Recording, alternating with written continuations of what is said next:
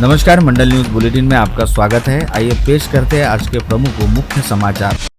जिले में कृषि विक्रय केंद्रों द्वारा खाद की जमाखोरी, अधिक दरों पर बिक्री तथा खाद के अन्य विनिष्टियों की जबरन बिक्री, लिंकिंग करने वालों के खिलाफ कृषि विभाग ने कड़ी कार्रवाई की है। उर्वरक नियंत्रण आदेश 1985 के प्रावधानों का उल्लंघन पाए जाने पर जिले के 2 कृषि निविष्टा विक्रय केंद्रों के लाइसेंस स्थायी रूप से रद्द किए गए हैं, जबकि 21 केंद्रों के लाइसेंस निलंबित किए गए हैं। किसानों को गुणवत्तापूर्ण खाद उचित दरों पर उपलब्ध कराने के उद्देश्य से जिला स्तर पर विशेष उड़न दस्ते गठित किए गए हैं। साथ ही तालुका स्तर पर 14 कृषि अधिकारियों के उर्वरक नियंत्रण की नियुक्ति की गई है। यदि किसी विक्रय केंद्र पर एमआरपी से अधिक दर पर खाद बेची जा रही हो, पर्याप्त स्टॉक होने के बावजूद खाद देने से इनकार किया जा रहा हो अथवा नकली खाद की बिक्री की जा रही हो, तो किसानों से बिना भय के शिकायत दर्ज कराने का आह्वान प्रशासन की ओर से किया गया है। किसानों की सुविधा के लिए प्रत्येक विक्रय केंद्र पर एक QR कोड लगाया गया है। किसान इस QR कोड को स्कैन कर गूगल फॉर्म के माध्यम से अपनी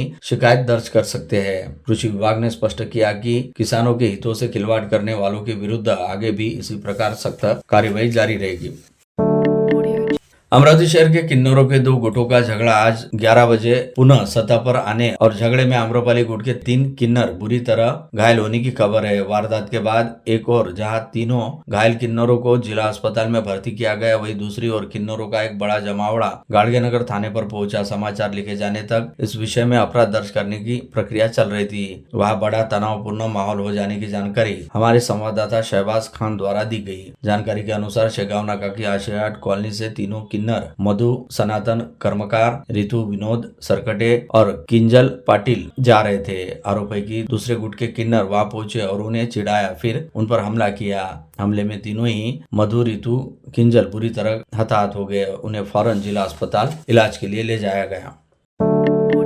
गाड़गेनगर थाना क्षेत्र के शेगांव नाका के आशियाट कॉलोनी में आज 11 बजे साथी किन्नरों पर हुए हमले के आरोपियों को तत्काल पकड़ने की मांग को लेकर दर्जनों किन्नरों ने अचानक राजकमल चौक पर रास्ता रोको आंदोलन शुरू किया, जिससे वहां वातावरण तंग हो गया था। आधे घंटे तक सड़क पर बैठकर किन्नरों ने आंदोलन किया, जिससे यातायात अवरुद्ध हो गया। तमाशबीन भी एकत्र हो गए थे। काफी देर तक राजकमल चौक पर हाई ड्रामा चला। किन्नरों के आंदोलन का नेतृत्व आम्रपाली किन्नर कर रही थी। उन्होंने हमलावर किन्नर गुट पर तत्काल और कड़ी कार्यवाही करने की मांग करते हुए तीव्र प्रदर्शन किया और नारे भी लगाए। कोतवाली के थानेदारों स्टाफ के साथ घटनास्थल पहुंचे। बड़ी मुश्किल से किन्नरों को काबू कर राजकमल बीच सड़क से हटाया गया। यातायात पूर्ववत किया गया। समाचार लिखे जाने तक डिटेन किए गए किन्नर कोतवाली में लाए गए थे। वे जोर शोर से अपनी बात रख रहे थे। पुलिस ने उन्हें हमलावर किन्नरों को जल्द दबोचने का आश्वासन दिया, किंतु वे सुनने की स्थिति में नहीं थे। किन्नरों को डिटेन कर सिटी कोतवाली में रखा गया था।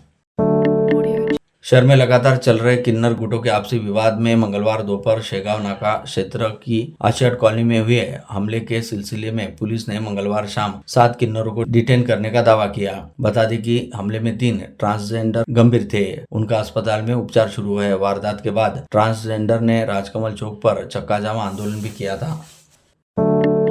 कोतवाली पुलिस ने ईमानदारी और कर्तव्य निष्ठा की मिसाल पेश करते हुए 5 लाख रुपए का खोया हुआ चेक उसके असली मालिक को सुरक्षित रूप से लौटा दिया। यह चेक महात्मा फुले बैंक का था, जो किसी कारणवश गुम हुआ था। पुलिस को यह चेक मिलने के बाद कोतवाली पुलिस द्वारा तुरंत जांच पड़ताल की गई और संबंधित बैंक व चेक धारक की जानकारी जुटाई गई। पूरी पुष्टि के बाद चेक को उसके वास्तविक मालिक को सौंपा गया।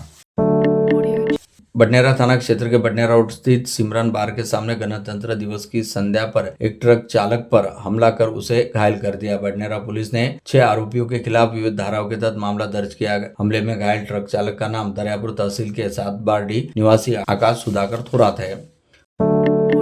बडनेरा शहर के नई बस्ती अशोकनगर में पारिवारिक विवाद के चलते एक युवक पर अपने ही पिता ने घर के प्रांगण में खड़ी मोटरसाइकिल को आग लगा दी। इसी प्रकरण में बडनेरा पुलिस ने आरोपी युवक के खिलाफ मामला दर्ज किया। आरोपी युवक का नाम तेजस जीवित राउत बताया गया।